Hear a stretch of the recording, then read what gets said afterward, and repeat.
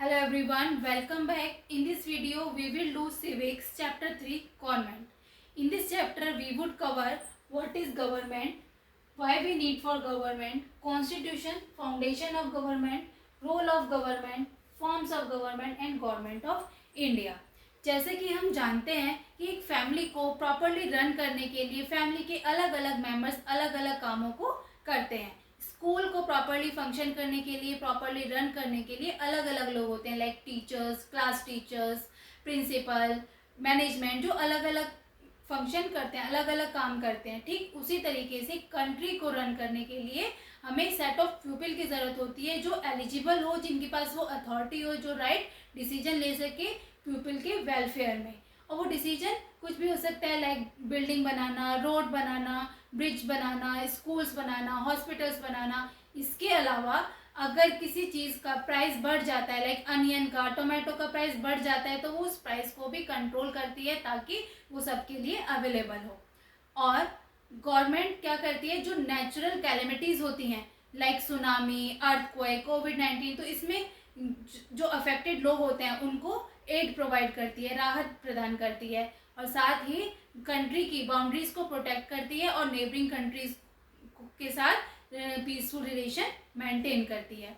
और ऐसा करने के लिए गवर्नमेंट के 3 ऑर्गन्स होते हैं, legislature, executive and judiciary.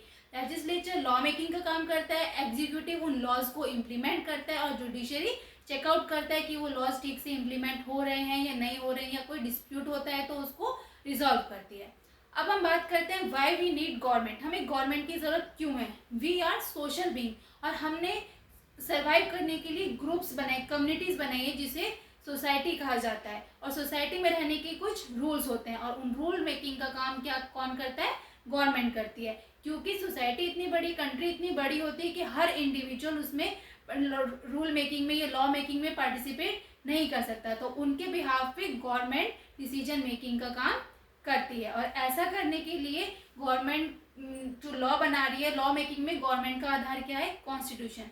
Constitution क्या है, basics of law, system of law, principles उसमें होते हैं, कुछ certain rights, principles, duties, laws, ये सब उसमें कॉन्स्टिट्यूशन में मेंशन होता है. और जो कॉन्स्टिट्यूशन है वो अलग अलग तरीके का हो सकता है, written, unwritten, rigid, flexible. Written constitution जैसे कि उसके नाम से पता चल रहा है वो लिखा हुआ होता है. रिटन होता है, उसमें कुछ सर्टेन रूल्स, प्रिंसिपल्स, राइट्स, ये सब लिखे होते हैं कि एक गवर्नमेंट कैसे रन करेगी, गवर्नमेंट कैसे कंट्री को गवर्न करेगी. और फ्रांस में, कनाडा में, यूएसए में, इंडिया में रिटन कॉन्स्टिट्यूशन होता है. अब बात करते हैं अनरिटन कॉन्स्टिट्यूशन. अनरिटन कॉन्स्टिट्यूशन जैसे कि नाम से पता चल रहा है वो अनरिटन होता है, वो लिखा हुआ नहीं होता. यूनाइटेड किंगडम में ऐसा ही कॉन्स्टिट्यूशन है. और जो मोस्टली रिटन कॉन्स्टिट्यूशन होते हैं वो रिजिड होते हैं. रिजिड मीन्स जिनको इजीली अमेंड नहीं किया जा सकता. अगर उन अमेंड करने के लिए सेंटर और स्टेट दोनों के अप्रूवल की ज़रूरत होती है, जो कि लॉन्ग प्रोसेस होता है. और जो फ्लेक्सिबल कॉन्स्टिट्यूशन है वो कैसा होता है, उसको इजीली अमेंड किया जा सकता है by the procedure of law making. और यूनाइटेड किंगडम में फ्लेक्सिबल कॉन्स्टिट्यूशन ही होता है. और जो इंडिया का कॉन्स्टिट्यूशन है वो कैसा है, partially rigid and partially flexible. बात करते हैं रोल ऑफ गवर्नमेंट. गवर्नमेंट का क्या रोल है. गवर्नमेंट का पीपल के वेलफेयर में, कंट्री को रन करने में बहुत ही इंपॉर्टेंट रोल होता है. जैसे जब फैमिली में 2 बच्चों की लड़ाई हो जाती है तो उनकी लड़ाई को पेरेंट्स रोकते हैं, मम्मी पापा आके उनकी लड़ाई को रोकते हैं और उनके बिहाफ पे डिसीजन लेते हैं. ठीक इसी तरीके से गवर्नमेंट होती है. गवर्नमेंट भी अपनी कंट्री के लोगों के लिए एक गार्जियन का काम करती है, लोगों के वेलफेयर के लिए काम करती है, वो डिसीजन मेकिंग का काम करती है, नेचुरल कैलेमिटीज़ में लोगों को एड प्रोवाइड करती है, कंट्री की बाउंड्रीज को प्रोटेक्ट करती है और नेबरिंग कंट्रीज़ के साथ पीसफुल रिलेशन मेंटेन करती है.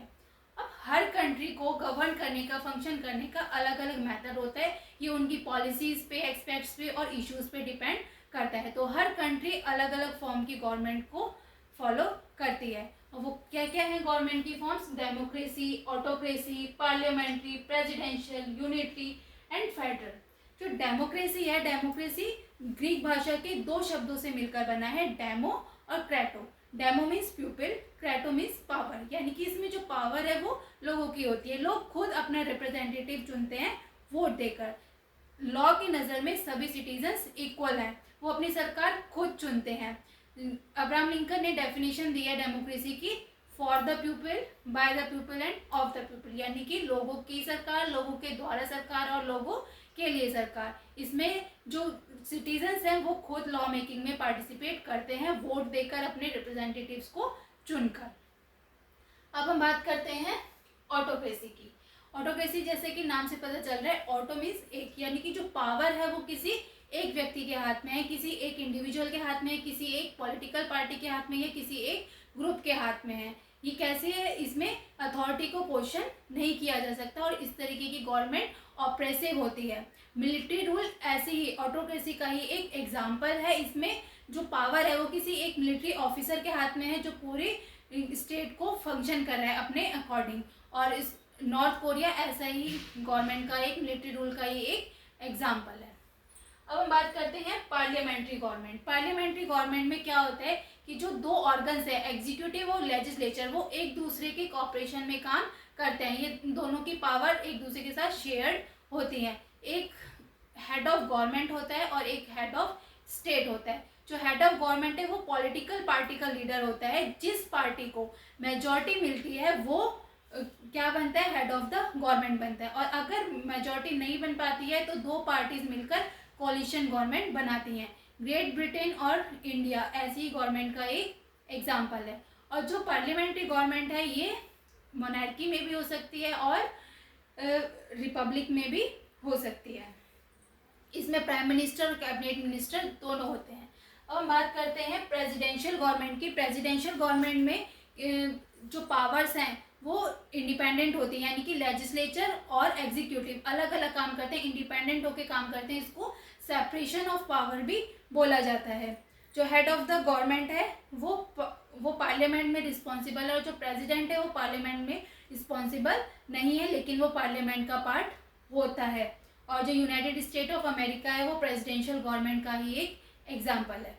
अब हम बात करते हैं यूनिटरी गवर्नमेंट। यूनि जैसे कि उसके नाम से पता चल रहा है, इसमें जो सिंगल सेंट्रल गवर्नमेंट है वो पूरे स्टेट को गवर्न कर रही है, पूरे स्टेट को रन कर रही है। इसमें जो इसे यूनिटरी गवर्नमेंट बोला जाता है और ये दोनों ही फंक्शन को परफॉर्म कर रही है। एग्जीक्यूटिव और लेजिस्लेचर दोनों के फंक्शन को ये परफॉर्म कर रही है। चाइना में इसी तरीके की गवर्नमेंट होती है।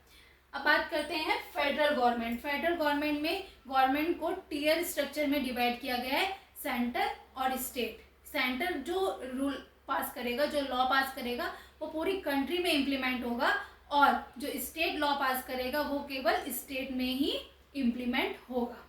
और अब हम बात करते हैं गवर्नमेंट ऑफ इंडिया की।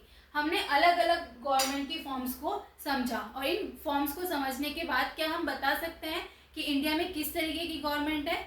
इंडिया में डेमोक्रेटिक गवर्नमेंट है। लोग अपनी सरकार खुद चुनते हैं वोट देकर। Every citizen is equal before the law. और हमारे एक कॉन्स्टिट्यूशन है, रिटन कॉन्स्टिट्यूशन है, जिसमें कुछ राइट्स और फ्रीडम को मेंशन किया गया है। इंडियन गवर्नमेंट ट्रांसपेरेंट है और क्योंकि जो हमारी कंट्री है वो बहुत बड़ी है और उसको प्रॉपरली रन करने के लिए इसके अलग अलग लेवल्स और स्ट्रक्चर्स बनाए गए हैं। अगर हम लेवल्स की बात करें तो कंट्री को स्मूथली रन करने के लिए अलग अलग लेवल्स हैं, सेंट्रल लेवल, स्टेट लेवल और local level. Central level means जो वो पूरे कंट्री के लिए रिस्पॉन्सिबल, पूरी कंट्री को एडमिनिस्टर करता है। और जो स्टेट है वो स्टेट के मैटर्स को एडमिनिस्टर करता है। और जो लोकल लेवल पे विलेज और टाउन्स के लेवल को एडमिनिस्टर किया जाता है। और गवर्नमेंट के ऑर्गन्स हैं, 3 ऑर्गन्स हैं, लेजिस्लेचर, एग्जीक्यूटिव एंड जुडिशरी। जो लेजिस्लेचर है वो लॉ मेकिंग का काम करता है और जो एग्जीक्यूटिव है वो उन लॉज को इम्प्लीमेंट करता है और जो जुडिशरी है वो उन लॉज को देखता है कि वो प्रॉपरली इम्प्लीमेंट हो रहे हैं या नहीं हो रहे हैं। और अगर कोई डिस्प्यूट होता है तो वो उनको रिजॉल्व करते हैं। अब आता है यूनिवर्सल एडल्ट फ्रेंचाइज।